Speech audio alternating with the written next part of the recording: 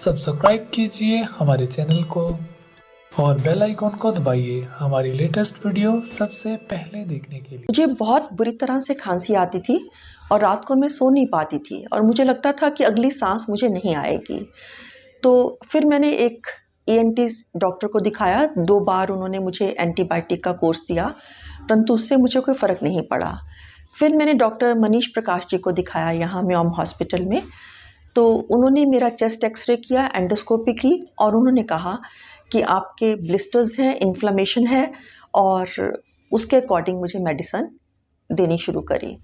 10 दिन की मेडिसिन खाने के बाद फिर मैंने रिव्यू किया और उसके बाद मेडिसिन मेरी कम हो गई और उनकी मेडिसिन से एक ही दिन में मुझे फ़र्क पड़ना शुरू हो गया और अब 1 महीना उनकी मेडिसिन खाकर मैं बिल्कुल ठीक हूँ और मेडिसिन उन्होंने बहुत कम कर दी है और 3 वीक्स के बाद मुझे रिव्यू करने को कहा है ताकि अच्छी तरह से जो मेरी प्रॉब्लम है वो ख़त्म हो सके।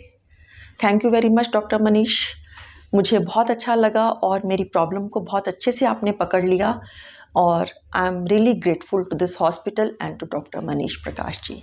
Thank you.